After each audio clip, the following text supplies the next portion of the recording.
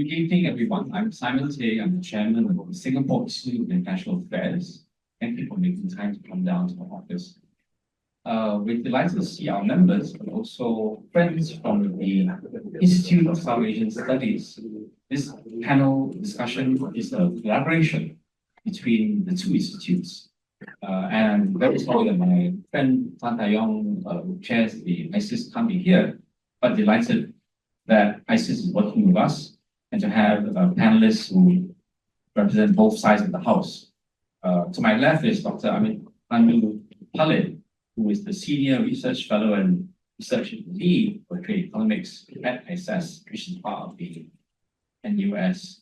And to my right is Manu Bhaskaran, my good friend, council member of the SWA, and also the Chief Executive Founding Partner of Centennial Asia Advisors.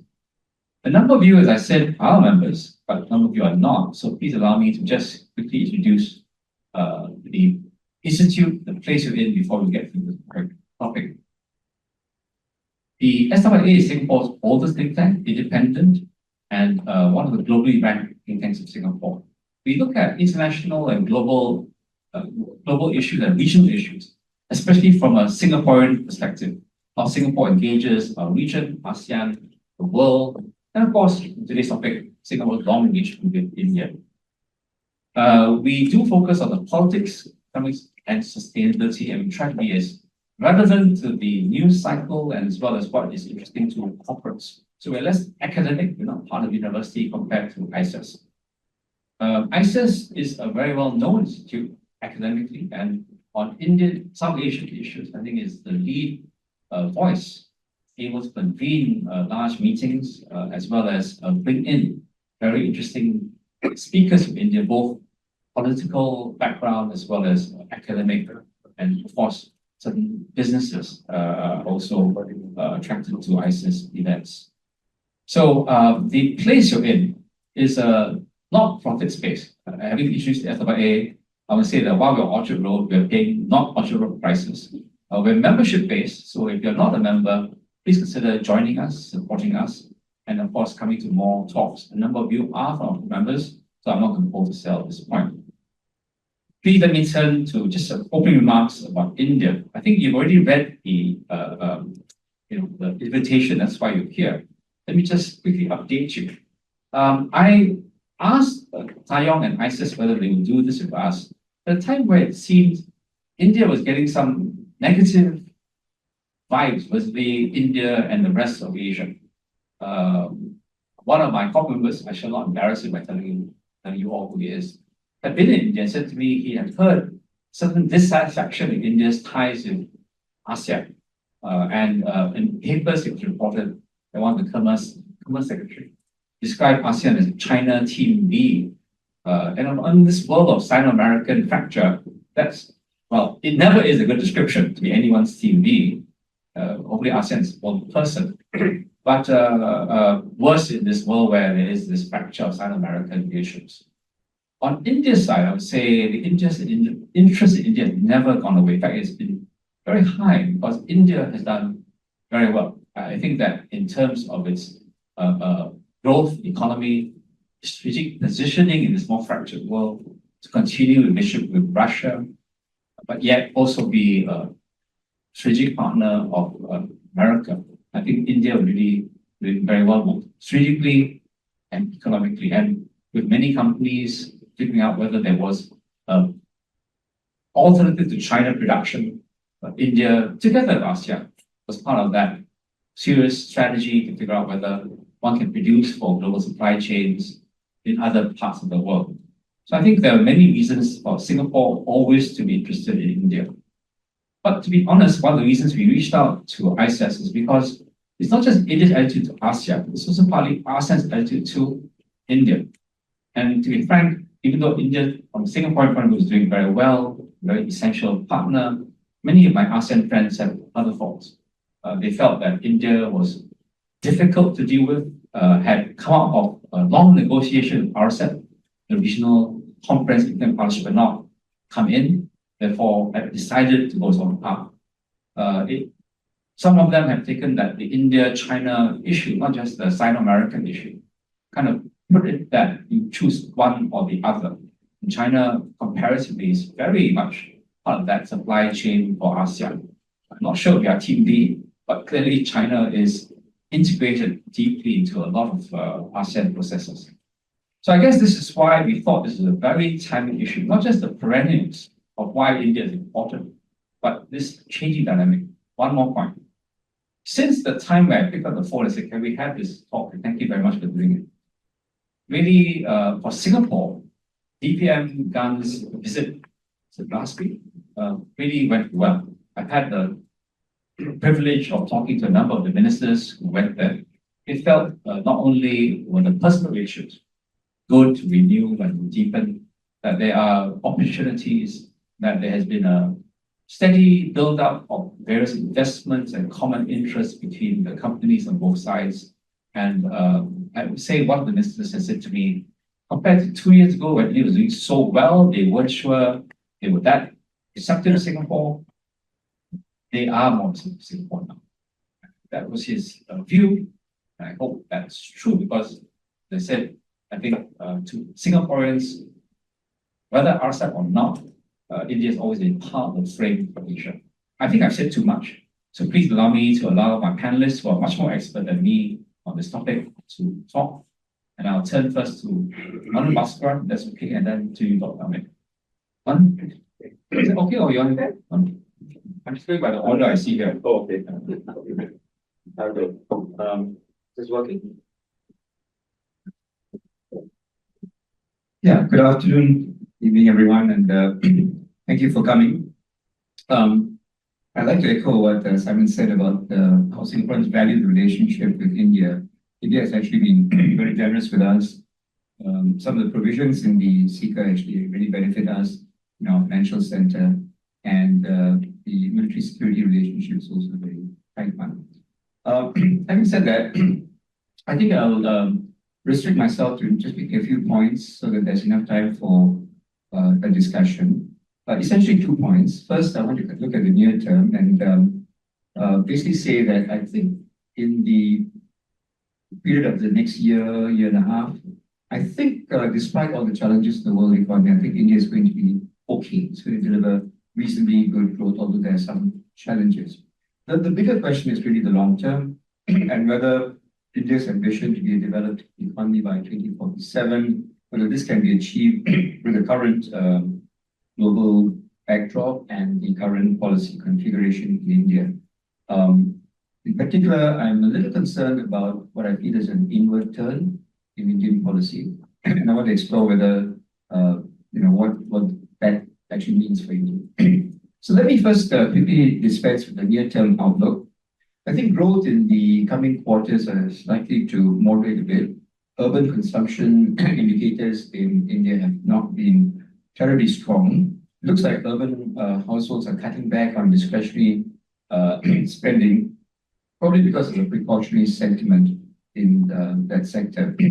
Consumer confidence has been below historical averages, and I think cost of living is a key dampener there.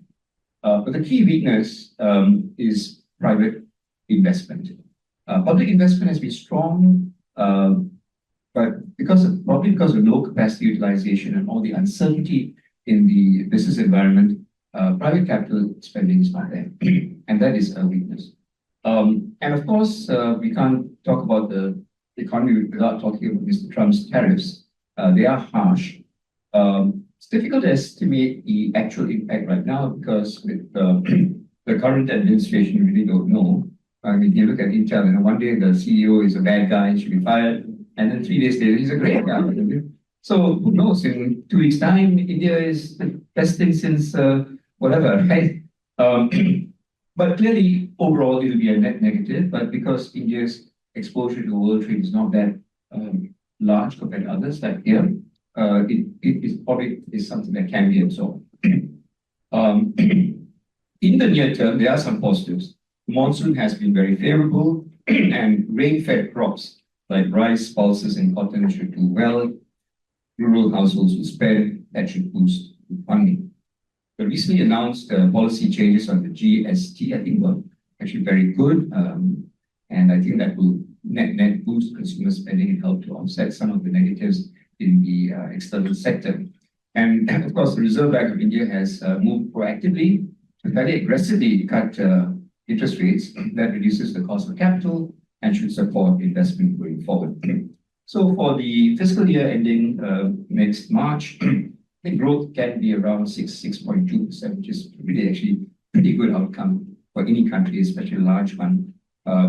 But there is a downside scenario because we really don't know how the global economy, the tariff situation, and so on will unfold. So near term is good enough. I think really we need to look at the longer term. And here, where does India stand today? I think it has two great historical opportunities. One is that you get one of these once in two generations thing, which is the huge likely production shift out of China. Right? This is a tremendous opportunity for developing economies to seize market share in production. And it would be tragic, I think, if India misses that opportunity. The other is the demographic advantage, which clearly India has, and India will continue to enjoy for at least another 12 to 15 years. I think that's the general projection. So two big opportunities, right? And in recent years, India has clearly had some great advantages, right? Great progress. One is it is the fastest growing large economy in the world, and at the rate it's growing, it's become fourth largest economy in the world. It will soon be the third largest economy in the world by 2027. But more interestingly, if you look at share of foreign investment, India's share is now bigger than China's. The updated data that just came out of UNCTAD shows that this has been the case for 3 years in a row. Now that has not happened for decades. And its share is now catching up with ASEAN. So I think that's really impressive. But there's always a but to all this, right? If you look at, dig deep into the structure of the economy, one thing we see is what the World Bank Fund is referred to as premature deindustrialization. So the share of manufacturing in the economy has been coming down. For a country that's developing at this stage, you should be seeing a rising share of manufacturing. It's a huge disappointment that this is not happening. If you take measures of India's integration into the global value chains, which is vital if you want to move into the high value business, that too has been disappointing. It accounts for barely 2% of global value add. China accounts for 9%. The other issue is that there have been a lot of policies to try and boost manufacturing. The production linked incentive scheme, for instance, has been a very costly scheme, but it's been a bit disappointing in terms of its disbursement and in terms of what it has actually achieved. There have been some achievements, but it's been concentrated in a few capital-intensive industries like electronics and pharmaceuticals. But I come back to the other big problem of private investment. So if you take a step back on just what happened in the last few quarters, over the last few years, private investment remains very modest, right? It's too low. And we need to see this go up. And if you, again, dig deep into the figures, what you see is that a few listed companies, the large ones, contribute most of the private investment.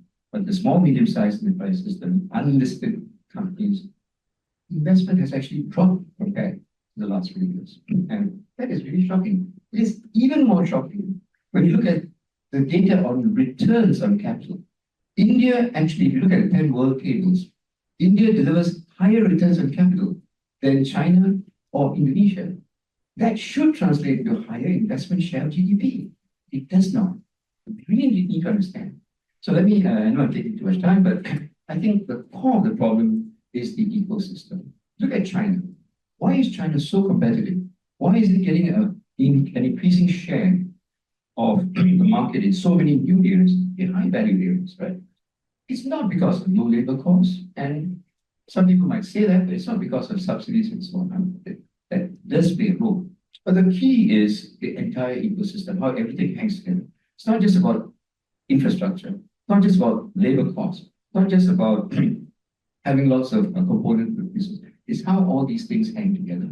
And what China has pulled off is to build these fantastic ecosystems, whether it is the Greater Bay Area, the area around Shanghai, the area around Beijing. Okay. Yeah. So, so I think it's the key thing. Sorry. No, the one you talked about China. No, I'm just saying what makes China and what India needs to do.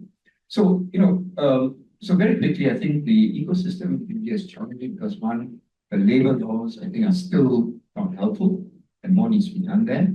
Second, and this is a very important point, if you want to build the right ecosystem, you need to have the resources, the fiscal resources, to provide public goods. Public goods, as you know, are goods that only the government can provide efficiently. That's skills development, that's healthcare, that's building very good physical infrastructure, and so on. You need fiscal resources. India is fiscally constrained, and that limits its ability to deliver the kind of fiscal resources needed to build public goods. I also believe that the inward-looking import substitution approach does not help. If you look at the successful stories of development, Korea, for instance, it's not because Korea got everything right. Korean development policy forced its companies to compete with the rest of the world.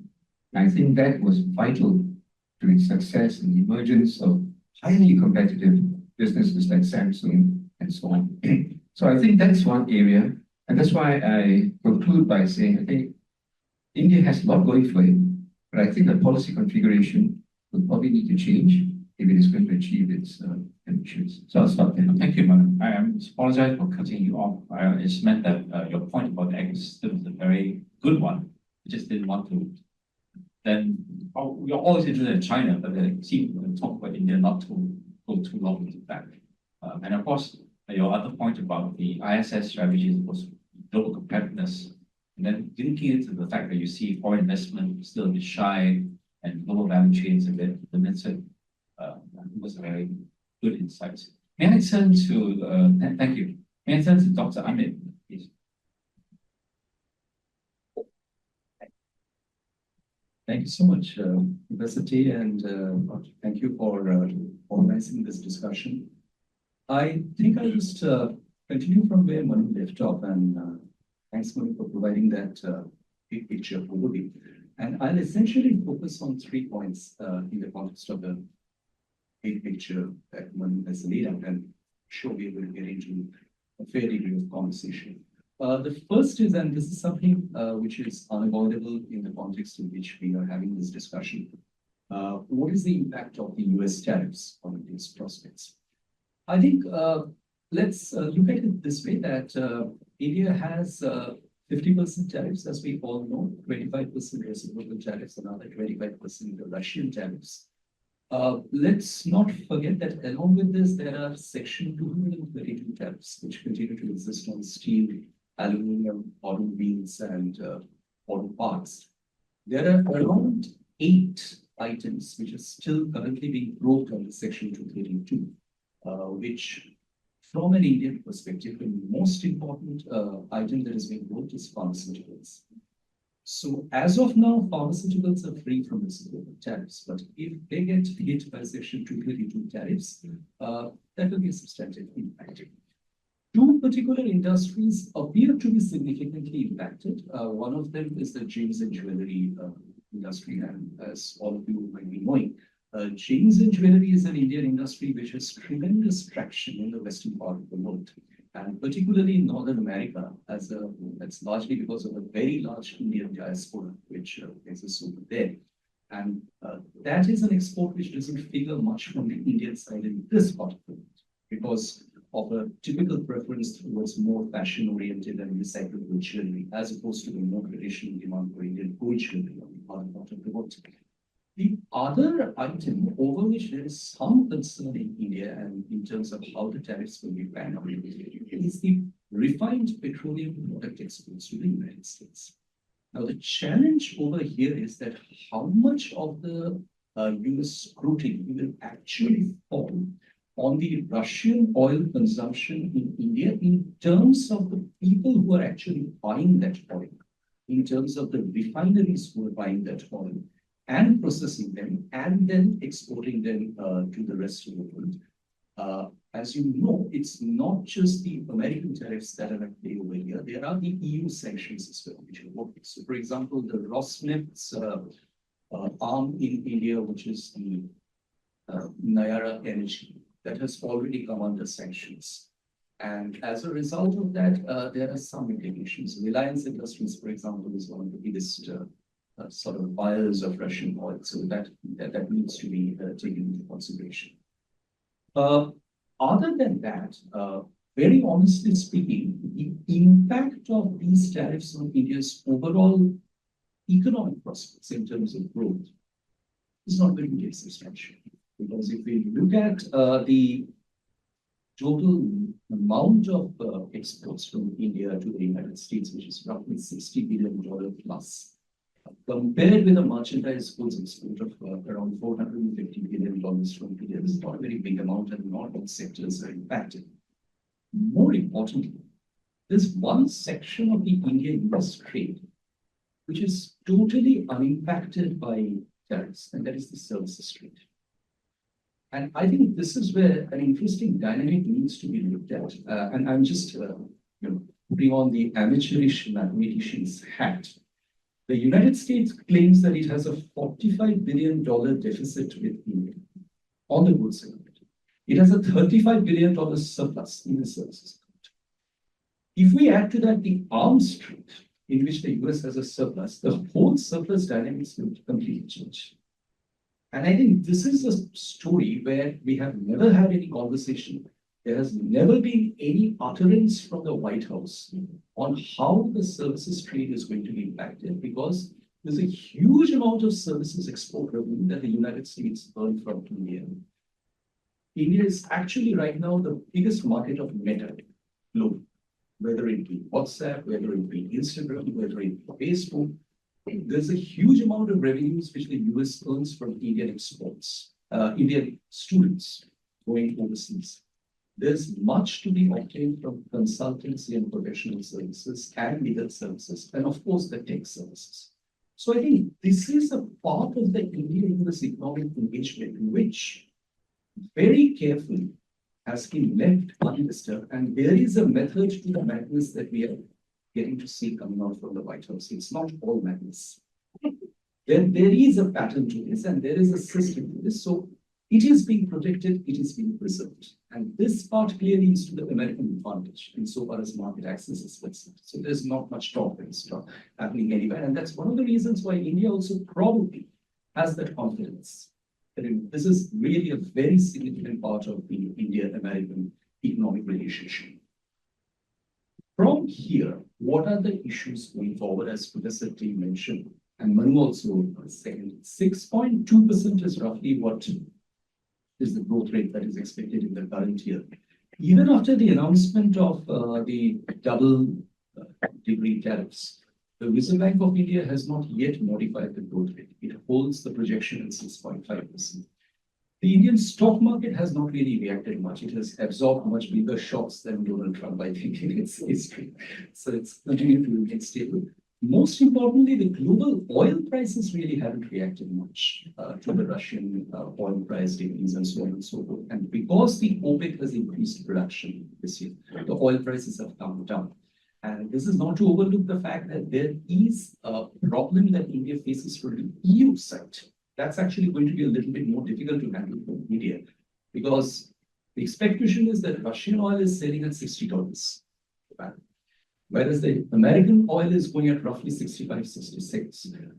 Europe is happy if India buys oil at 20% less of that 60, which is 47.50 per dollar. Anything more than that would seem to be adding to the Russian revenues, and that would invite sanctions. So how this is going to be tackled, I'm not very sure, but there are obviously certain forward contract arrangements that have been worked into. But there is no doubt that, like many other countries of the world, it is very seriously thinking of diversification.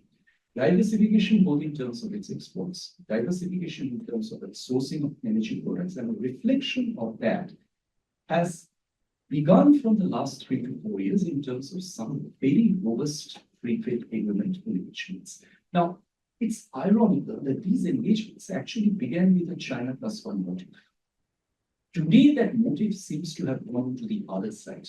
They actually mean diversification for the American economy. So, one of India's latest FTAs, which I described as an Ivy League FTA, has actually been signed with the United Kingdom. which is, I think, by Indian standards, one of the most modern, comprehensive, ambitious FTAs that has been signed.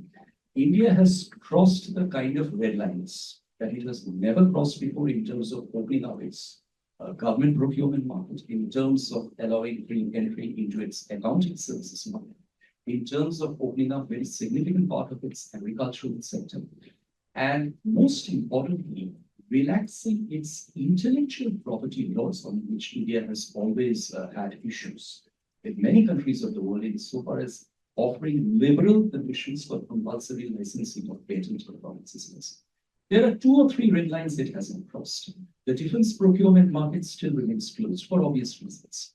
The legal services market, there are more lawyers here than me in terms of legal skills, and they know the Indian legal services market. That will remain closed for some more time. There are other areas, like, for example, genetically modified crops, not easy to move forward. But having said that, this free trade agreement is going to be the gold standard and India's template for future engagements, and one can expect a higher level of commitment over and above this to come in the free trade agreement with the European Union, which is supposed to be concluded by the end of this year. I'm very much conscious that at some stage this conversation will connect to the RCEP. Now, over the last 4 years, whenever I've been asked this question, I've said that for India, the RCEP ship has sailed. Today, I cannot say that anymore, because the world is changing in a very fast way. And one of India's main contentions for getting out of the RCEP was, in India, the RCEP was seen popular as a free trade agreement with China. Well, it can still be seen as a free trade agreement with China, but today the India-China relationship is looking for a significant reset. So whether that opens the door for India to consider RCEP or not is something that we will see in future. But the fact remains that when India looks at diversification of its products, it is very seriously looking at the Chinese market also for greater absorption of its exports. In fact, that has already started coming through the beginning of diesel exports from India to China. Now, moving forward from here, and again just connecting to the RCEP, India today has or is conducting free trade agreement negotiations with all members of the RCEP except China. It has a done deal with Australia. It is finishing a deal with New Zealand. It has free trade agreements with the whole of ASEAN, and it already has deals with Japan and Korea, all of whom are being covered. So that leaves only China. Now, whether that will be looked at separately in some respect or rather, honestly, I don't really think India and China need to get into a free trade agreement. There's enough of trade that they can handle within themselves without a structured framework if certain trade facilitations are included over there. There's a lot of trade which goes on between China and India through the formal channel, which doesn't get captured by official statistics or media. For example, the flow of Indian students to China continues to remain very high. China has begun supplying fertilizers again to India from 3 months before, something which was capped off when that issue arose between China and India. And the most important thing, I think, where we are expecting to see a change is that Chinese investments are likely to come back to India. This is a line on which there has been a lot of conversation in India. For those of you who follow the Indian official documents, you would know that a year before, the Economic Survey of India made a very strong pitch for it. The logic was very simple. Instead of importing the stuff from India, why don't you allow the Chinese to make them in India? So that really settles the ground for strong investments. My friend Rahul from Tata's will be able to comment on this much more in terms of the investments. But the fact of the matter is, and this is where probably I will conclude and connect to a point that Manu was mentioning, it is indeed true that private investment in India is lackluster. Since the years after COVID, the economy has run primarily on high government capitals, very high government capital expenditure. Private consumption has not been very robust, but it has been maintained on the back of the fact that government handouts to poor and low-income families of the country has increased tremendously. So the rural consumption has remained, urban consumption probably not that much. But this is clearly not what was expected. It was expected that public investments would generate more private investments. The disappointment has been from domestic private investment. Domestic private investment has not been able to perform the way it should have, and that's largely because, again, of a perspective issue. We are looking at domestic private investment only in very scale-intensive large areas. Not all Indian companies today have the ability to actually commit those kind of investments. But if one looks back at the other side of the investments, and if we look back at the startup space, there's been a very regular flow of investments that has not been disturbed. And most of that investment has actually gone considerable. Where a lot of venture capital and startup angel investors are located and are investing essentially into the tech ventures in India. India right now has more than 120 unicorns in its startup space. The challenge that India faces now, and this is where I will end, is essentially a problem of creating livelihoods in terms of the way its economy is changing. The demand for new skills is coming up extremely fast, and the qualifications with which the new people are coming in and entering the workforce is not commensurate with these demands.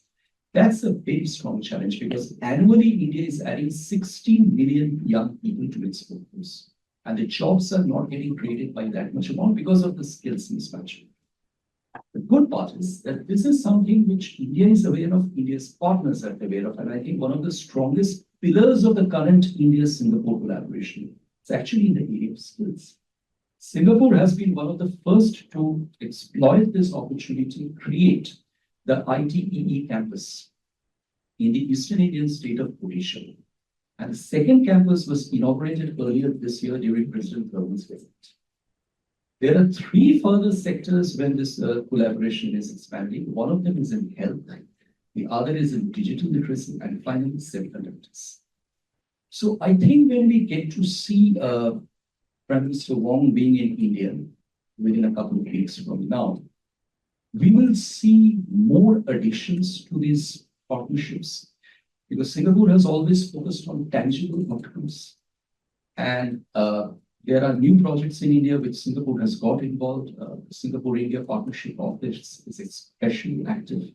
We work quite closely with them. And there are other countries, let's say, for example, Japan, Sweden, with whom there are very strong collaborations that India has. And this is very interesting that there is this realization that a lot of these advanced countries are now lacking people in their home market for supplying very specific skills. For example, caregivers. There's not enough supply of caregivers. India can be an appropriate place for supplying caregivers if they're trained by Japanese, Singaporean, or Korean standards. And I think that has started happening along with bilateral mobility agreements. So I'll stop there and would be very happy to consider more questions and learn from you on your comments. Thank you. Thank you. Thank you both for such good remarks. I'll ask one or two questions and then please we'll come to you. Maybe I'll jump on. My questions, I think, come more to kind of pull the two pieces together, and they were already doing so among themselves. First, I think Manu, am I right, said more that he felt there was a slightly inward trend, inward-looking trend in India, and you re-emphasized that India remains committed to Singapore's partnership. We reached out to different RCEP partners, everyone except China in FTAs, and reinvigorated these FTAs. Am I correct to say that you have slightly different views on this? And was this perennial or was this a change of mind in India? Second, and related, is the China factor. You both have said that Trump tariffs will have minimal effect, given that and they're both hardcore economists, right? They look at the numbers and tell us that the American market is only a certain degree. Now, the press seems to be taking that partly because of Trump tariffs, India is reopening to China. And also before that, the Delhi elite were kind of shaken or alarmed by this action by Trump. Is that sort of newspaper commentary fair? Or is there other reason that China and India compared to what we saw last few years, seem to be reopening to each other. Not as good when you both started BRICS together, but some sort of repair or normalization, or what term you should use for this sort of engagement. Are those two fair questions to start with? Okay, would you like to go first? Yeah, I leave it to one of you. Please respond to me and then be kind to the chairman, and then we'll go to the audience. Yeah, please. Feedback. Yeah. So, Rob, on the inward-looking question, yes, India has traditionally been inward-looking. There's no denying that fact. But inward-looking in a very peculiar way. Inward-looking not in terms of the foreign investment policies, which are one of them among the most liberal ones, but inward-looking in terms of the specific protection in certain sectors. Number one, in terms of tariffs. Number two, India and Indian policymaking to some extent has always been vulnerable to the pressures created by certain lobbies within the country, which exert an influence far greater than their political or business weight. So as a result of which you see a lot of these quality control orders and non-tariff barriers that are existing. But there's a certain change that has come in the Indian thinking, and I think this has much to do with the post-RCEP developments. And that thinking reflects a perspective where India tries to connect the issue of trade to the larger question of its strategic aspirations with respect to the rest of the world. And the understanding with respect to that is very clear that strategic influence can only come from more economic influence. And more economic influence requires greater economic integration with the rest of the world. And that is not a one-way process. That has to only come from deeper engagement with countries. But this is where I think there was always that feeling, as we see over the last 3 to 4 years, that India's Commerce Minister repeatedly kept saying that we want to do FTAs with like-minded partners. Now, that like-minded partners phase is very important. So I think there are countries which whom India has gone into FTAs and has been very happy to give commitments to them, which otherwise would have been taken as very drastic and serious commitments. But since they are strategic partners and there is a substantive amount of logic in opening up markets to them, it has been easier to convince domestic constituencies about the importance of going back to them. Having said that, I think if we compare it with respect to other major economies of Asia, we know Korea and Japan, they don't give up agriculture. And rice and beef, they continue to protect. So India continues to defend Amul. And Amul is an enormous success story and self-reliance story in India. It's very difficult to get rid of that. Prof, coming back to your second question, I'm sure Manu will also have a thought on this. The question on China.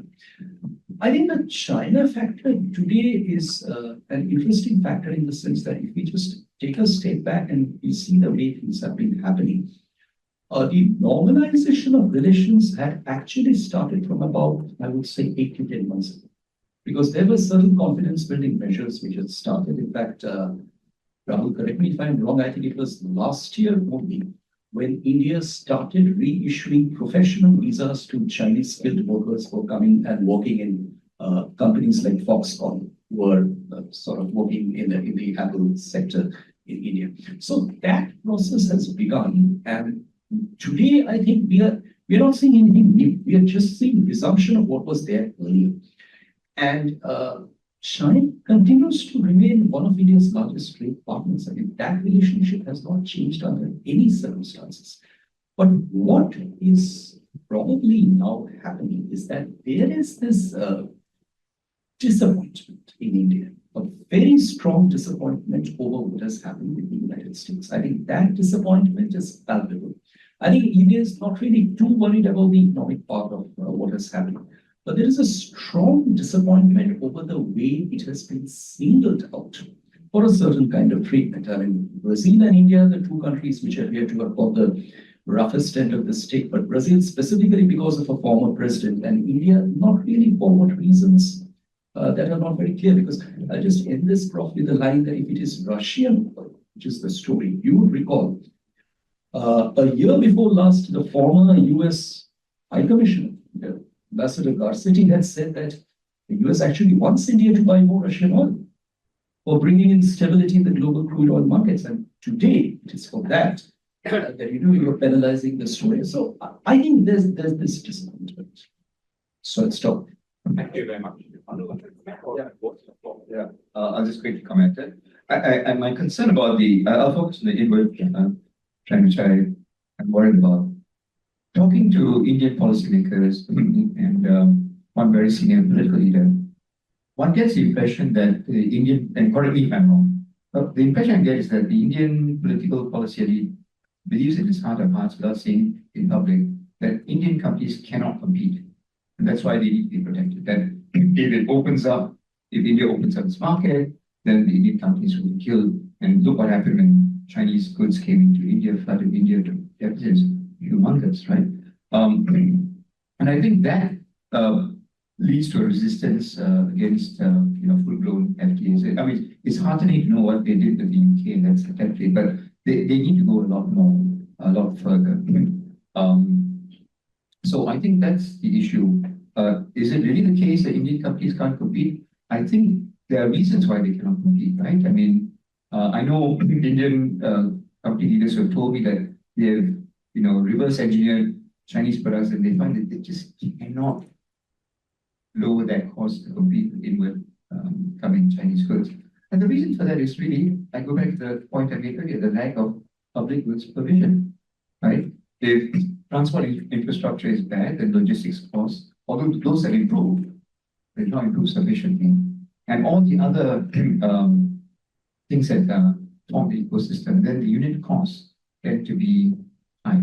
So what is needed is not to close yourself off, but to, rigorous.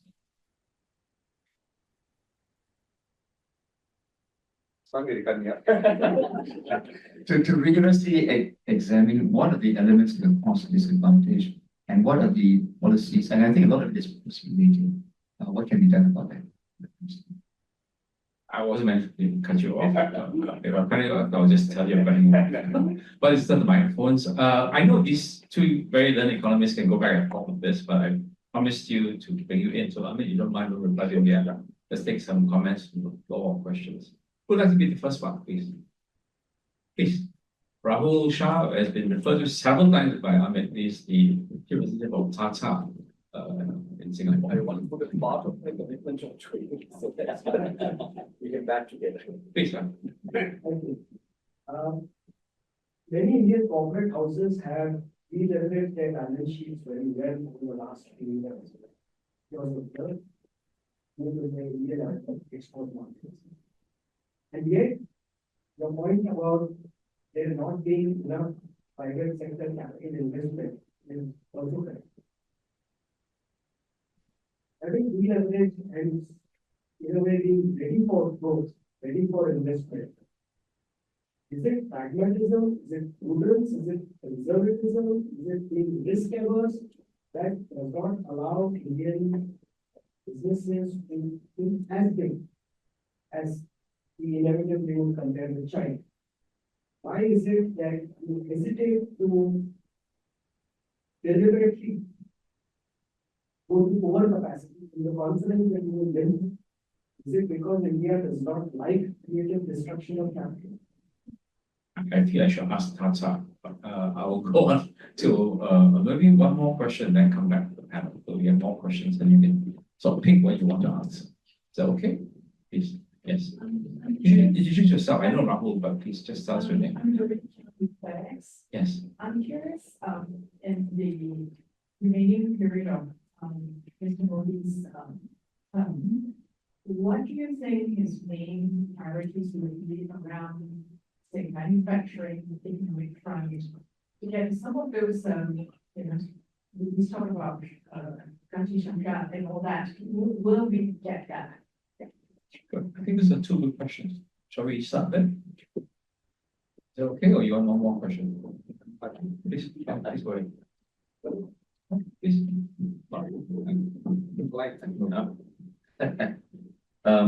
Yeah, actually, Rahul's point is good. I mean, not only did corporates deleverage, but the problems in the non-bank financial sector and the banking sector had also been dealt with. So the willingness to let it improve and capacity to borrow had improved, rates of return, as I said, are high, and yet there's no investment. So there's an issue there. And I'm just wondering whether one problem is the competitive structure of Indian industry. Is there some issue that there are a few groups that are very dominant and seek to get a disproportionate share of the goodies, and that deters the next tier of companies investing? I'm not sure of that, but I suspect there is something to do with that. And the industry structure could be a problem. In terms of Mr. Modi's priorities, I would hope that it is to open up, because I think that I look at Korea, right? When Korea developed, there was a lot of support to the chaebols, right? But the Park Chung-hee model was tough love, right? There were very strict KPIs. If you did not achieve a certain market share of the world export market, if you did not demonstrate the capacity to compete against the best in the world, they cut it off and you die. And that really brought out the best in Korea, and look at how Korea has done. So, I think we need a different approach to, I think it's perfectly acceptable for India to nurture domestic champions. A large country should have its own national champions, right? But how do you go about it? And I think the way they've gone about it now has not really been beneficial to India's growth. Thank you, Prof. I'll first briefly touch upon the point that you mentioned on competitiveness. You're absolutely right. With respect to this part of the world, particularly Southeast Asia, by and large, 8 industries out of 10 in India are not competitive. And the cost of production in India continues to remain high. So there is always that much of hesitation in integrating closely with this part of the world. But, there's another way of looking at this, and that is that India being a very large market, the virtues of closer integration with Southeast Asia and East Asia is always to invite investments in such a way that there is more export-oriented production that begins from India. This is what we have seen from the Japanese and the Korean automobiles that work in India, and that's true. To come to other points, I mean, I must confess over here that I belong to a minority who does consider India's future to be in broad-based manufacturing. I don't think that's India's way forward. India does have very strong proficiencies in selected segments of manufacturing, but not in broad-based manufacturing. India's history has never been that of scale. India never encouraged scale by policy. Everything in India, beginning from a cricket ball to a matchbox, was in small scale. India had a legacy of small-scale preservation. So India never actually got to do the scale part. And today it is not possible to expect Indian, mid-sized companies to produce that kind of scale. That is not possible. The biggest strength the country has in its talented people. And given that is why in India you see such a huge growth of global capability centers, which between themselves are around 2,500 in number. 70% of them are owned by the Fortune 500 companies. And they have organized and integrated the topmost functions of the value chain, from the vendor development at the bottom to the R&D services at the top. So that's where the biggest amount of Indian energy, talent, and innovation is going in. And that, again, has been very skillfully utilized by countries like the United States. And that's one of the reasons why that synergy will never be disturbed. So looking forward, I think this is one of the reasons why we always reflect upon the fact that why has the share of manufacturing in India's GDP remained stagnant? And it's probably the reason why it has. Because manufacturing has remained stagnant, agriculture has gone down, and that gap has been filled up by services. So I think that's the arithmetic which we are getting to see over. So in that sense, the simple idea that China increasingly isolated from America or potentially from other supply chains in this of alternative is not in your view, the right future for India. Okay, the next question from Anthony. Please, in the second row here, Charles Frederick for Ebonics. And then we'll go right to the back for Charles Chow, a very long time member. Charles. Yeah, thank you, Simon. Thank you for interesting views of India. And expert of India, but I'm there very long.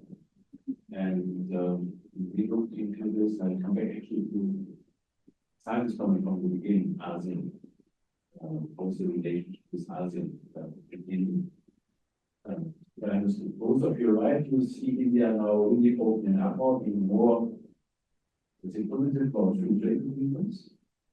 I have to say, when I'm in India, I don't have that. And it's more like skepticism still. There also was big debate for ASEAN that since it is existing, that the trade deficit with India actually was rising. So India's conclusion is it was not good for India.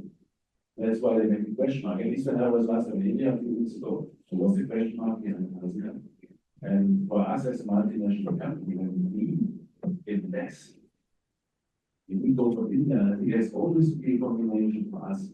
Our domestic market is of course an attractive one, will not be big enough in most cases. We need have also ability to and then when logistic costs are also pretty. So my question would be, if I understood you correctly, we don't see it. We see there's no big question mark behind ASEAN in the relationship. And they're very specific, so they said Vietnam, Thailand, Malaysia, Indonesia. They did not mention Singapore, we won't. And and that's Thank you, Charles. So we're going to go right at the back with Charles. You want to go microphone? Yeah. Fine.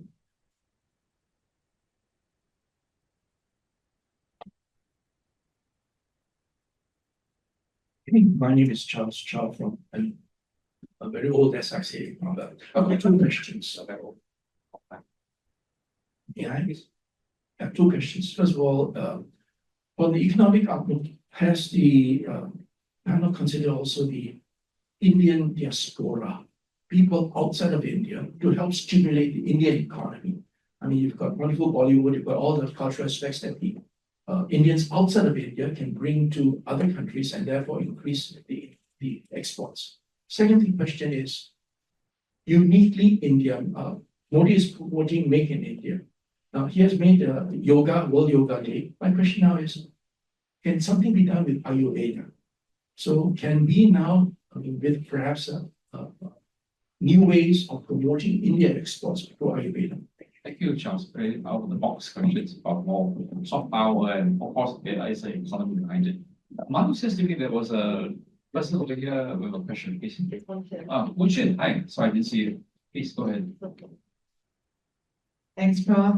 Thanks, Manu, and good evening to Dr. Khalid. This is Wuchen, and I'm working for an American company, MSD, which is a pharmaceutical company. So my questions will center largely on the pharmaceutical sector. Manu, you talked about the fact that when we look at India going forward and the growth of domestic champions, it's largely the way these champions could be grown.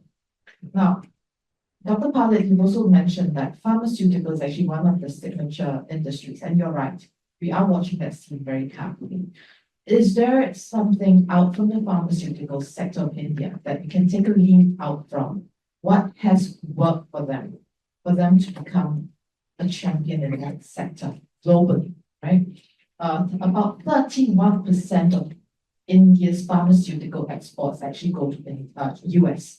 And we do think that there might be shifts going forward with the way the scene is playing out. So the first question really is, what sort of lead can we take out from that pharmaceutical sector? Second question, Dr. Khalid, So second question, Dr. Khalid, really is, you talked about the FTAs that are happening out from India with UK being gold standard. But from the pharmaceutical sector, we're not seeing that. In fact, we've got nothing out from that negotiations. We don't expect anything out from the EU and US. Maybe some light from you on that. Thank you. Quite sector specific and then all the way to Ayurvedic. So quite a range and for the other two speakers, try to deal with that. Manu, would you like to start? Okay. Well, if you give me a different answer to yoga question. No, the Ayurvedic question. The yoga is done already. I'll try. Actually, when I start with that, I think the way I look at that, Charles, is that look at tourism, right? I mean, it's amazing that Singapore gets more tourists than India, I think. Yes. I mean, with all its incredible richness, right? So I think obviously, if you want high value tourism, you should go down the route that the Thais have gone. I mean, they have these fantastic spa tourism, high end gourmet tourism, and I think that's the way to develop it. Ayurveda, obviously, Ayurvedic treatments can be very popular, right? Massages, they call massages and all that.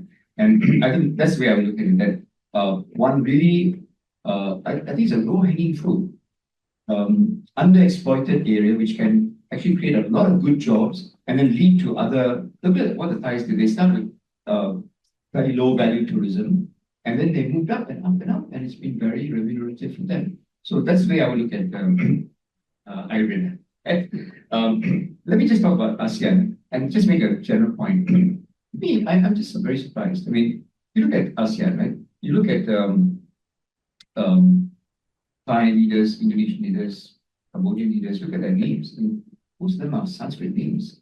I mean, culturally, this is an Indic, much of Southeast Asia's Indic civilization based.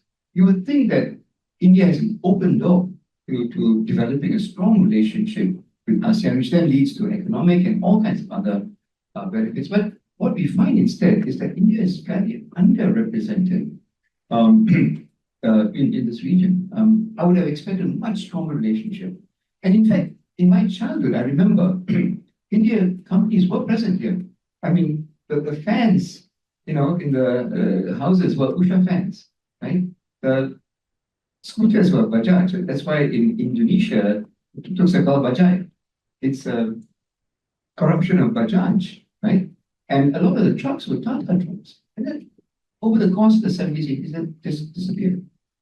So, I think, I don't know what it is that pulls India back. But again, this is it's a low-hanging fruit. It's an open door. And I think we need to understand why India is underrepresented, underweighted, both in terms of diplomatic relations as well as with economic ties with Southeast Asia. Before we get to Amit of the question on ASEAN, I think to be fair to Amit, I took a different note. I think he was broadly saying that with India's, it remains outward-looking with selected like-minded partners. He emphasized Singapore on the services, he emphasized Korea and Japan. He did not necessarily, to me, say that, no, what you heard from us about ASEAN as a whole is, no, we're fine with us if you love us. In fact, he did say that he also thought that some people in India have this view that do we need 600 million more? Is it worth troubling? So I hope that's probably like hearing what you said. So I mean, but he can comment on, I think, this attitude. Please. No, I think, thank you for that support, but let me admit upfront, ASEAN is not a hot subject in India. And there are two reasons. Let me just put this relationship in the context. India's diplomatic, political, and strategic engagement with ASEAN is really short up. So it is a comprehensive strategic partner of ASEAN, and that relationship, that part of the story has expanded remarkably well. The economic part of it has always come with a lot of uncertainty and hesitation. And there are many reasons for it. One is that, and I know this for sure because I do study trade agreements, the India-ASEAN FTA is one of the worst FTAs that you can think of. No, I mean very serious, because if you look at the ASEAN plus FTAs, the ones that ASEAN has with its plus members, the India-ASEAN FTA is the worst from a user perspective because its rules of origin are so terrible that no exporter from either side would want to actually use that FTA for getting preferential access. It's not worth it because you have to simultaneously satisfy two peculiar criteria: change in tariff classification and cumulative valuation, which is not possible. Now, why the FTA had this kind of a rule, I have no clue, but it's a useless piece of framework. But the point is, it can be improved. It certainly can be improved if the will is there. On the Indian side, there has always been this issue that there is no problem in negotiating with Singapore. There is no problem in negotiating with Malaysia. There is no problem in negotiating with Indonesia. But why is there a problem in negotiating with ASEAN? I think the problem over there is that India has always found it difficult to accept what is the ASEAN view. And there are issues like special and differential treatments that come in. There is a group, Cambodia, Laos, Myanmar, Vietnam, which needs to be treated separately. Yet Vietnam is a competitor for it. So I think these asymmetries have impacted India's engagement with ASEAN on the trade side in a substantial way. But there is also this other factor that in a number of cases, transshipment routes of the regional FTAs, according to Indian industry, has been used for bringing in Chinese products into India. Now, that is not just what India thinks, that is what the United States also thinks. And that is why Vietnam gets a 40% tariff on transshipment, whereas it gets a 20% reciprocal tariff. So I think there's another angle to the story. Having said that, I am honestly of the view that when it comes to ASEAN, India's outlook towards ASEAN has been more binary than regional. I mean, we can have a separate conversation on this, but there are many areas where this outlook can produce very strong results. And one of them is in areas like the digital connectivity, where I think the synergies are much more and there's much less of baggage to be cleared.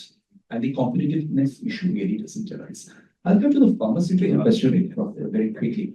On the UK FTA, I think the source is in medical devices, not in pharmaceuticals, but in medical devices. That's clearly the area where I think much is existing. The pharmaceuticals is a fascinating story from India because it is dominated by medium-sized enterprises. But that would not have happened without China. Because the entire API and bulk drugs are sourced from China. In fact, I think Avnish is here and he will bear me out on this fact that I came across 3 reports 4 months after the COVID hit India. And COVID began from China. There was reports maintained that the reports prepared by industry associations, pharmaceutical associations, saying that the volume of inventory in India on bulk drugs had shrunk to as low as 17 days. And that was the biggest panic in terms of what can be used, because nobody knew what kind of medicines would support COVID. And the focus was on antibiotics at that stage. So I think that is where, again, this story has a very different angle. And my thought on this is that, there are companies in India like Ranbaxy's, Dr. Reddy's, and a large number of them, Biocon, which really has been able to be very innovative in their organization or whatever skills they have at their level to actually competitively produce this OTC products, over-the-counter medications that they have. And it's ironical, and I end on this, on an India-China collaborative note. The first report that the Biden administration brought out after it came to office was the 100-day supply chain review. It covered 4 sectors. And the purpose of that report was to judge America's dependency and vulnerability in various supply chains. And in pharmaceuticals, the highest risks were noted from both China and India in terms of the dependency that the US economy has on these 2 countries. So I think in a way, the wheel is turning full circle. Thank you. You were referenced earlier about your knowledge. You were referenced earlier about the knowledge you have about electricity industries in India. So why don't you come to the question? And then behind you, I think there was another hand. Then over here. Get a microphone. And we want to do the last question, so if you could keep it brief. Thank you, Prabhupada. It's more than a question, a comment. I think one thing we have been missing is, and this is a CIQ also, is reforms have been taking place at the central government that's there. But the next set of reforms have to be at the state level. That is one area that the central government has, of course, no direct control over. Yes, of course, some of the BJP-led states maybe, but some of the other states, no. And that is an issue that India has to grapple with, because it's a democracy, it's a federal democracy. I come from Odisha and I know the entire story of how the ITES came in. That was because of Naveen Patnaik and his own initiative. Now we have a separate government in place, and that's okay. That government may think differently. That is how a democracy functions. So it's something that the states have to work on, and of course, as industry, our job is to help them navigate that. And recently, we have released a very comprehensive report with Chandrababu Naidu on reforms in Andhra Pradesh. That is only one state, and it's led by Mr. Chandrasekhar Tatas. So that is that segment that that impacts also private investment. Last comment I just leave everyone is in all of these negotiations and agreements, we have negotiated strong defense industrial cooperation agreements with other countries also. I think with ASEAN, that is something that India has yet to tap into. I mean, defense has been a big major thing with Indonesia, nothing with Singapore. With Philippines, we have already sold the BrahMos. But that is something that can trigger a stronger gateway into ASEAN for Indian industry. Thank you. Would you like to introduce yourself briefly to everybody else? I'm Avnish. I'm the Chief Representative of the Confederation of Indian Industry. We represent over 9,000 Indian companies. That's about 90% of India's organized sector. Zainal Abidin Rashid, you say a quarter easel introduction. Please, Zainal.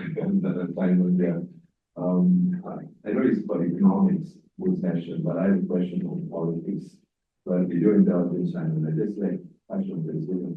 In my 40 years in media and also in government, I've had the privilege and blessed to have met from Mr. Indira Gandhi to Rajiv Gandhi to Manmohan Singh and Mr. Modi. And each time I meet them, I always raise this question about India and inter-religious strength. And when Manu was talking about tourism, I think India has got a rich history of Islam, Muslim, and there's a lot of value and a lot of potential there to be developed, especially in terms of this relation with the Muslim world. But anyway, my question about politics is that when Dr. Amir was making reference about government, is India united as far as economic challenges are concerned when it comes to politics, when it comes to the two major political parties ruling India, taking their turns? Are they united in understanding and facing the challenges of the economics of India for the future? Thank you.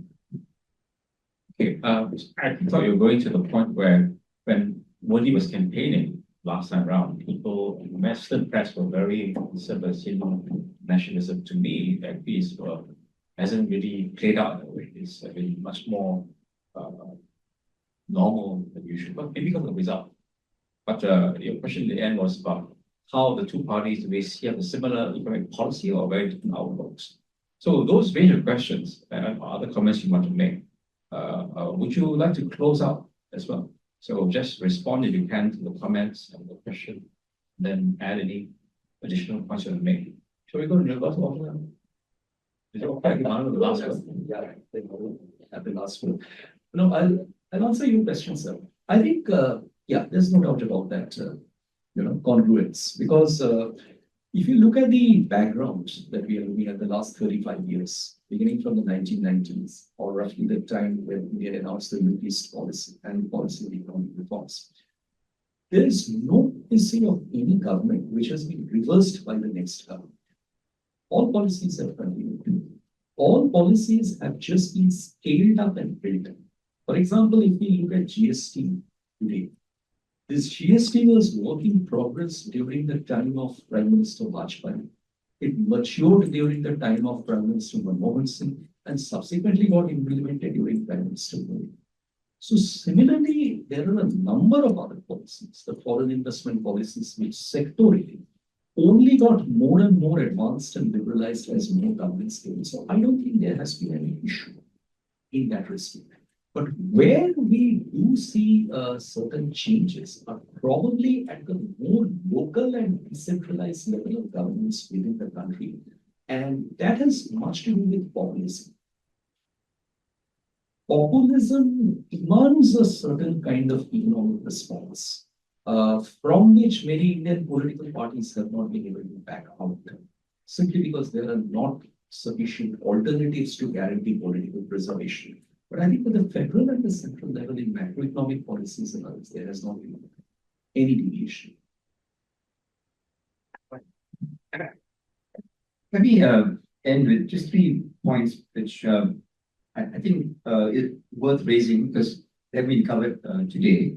One is that India is a very complex subcontinent, and as you pointed out, the states differ greatly. Some states perform very poorly. Social indicators in some parts are really actually worse than in some parts of Africa. But if you look at the development experience of, say, Tamil Nadu, which used to be a very backward state in 1947, and is now one of the more advanced states, not just in terms of GDP growth, but really in terms of social indicators. And now it's really benefiting from this wave of foreign investment in a whole range of industries. So it would be really interesting to see why is it, Tamil Nadu, Maharashtra as well have done well, but not the others, right? Is it the state administrative service that makes a difference? Is it the political setup? I don't know, but I think it's worth looking into. A second area which I think is worth mentioning is that India's payments mechanism, the ones it has invented, is really beginning to get traction in this part of the world. And clearly, India has an advantage there, right?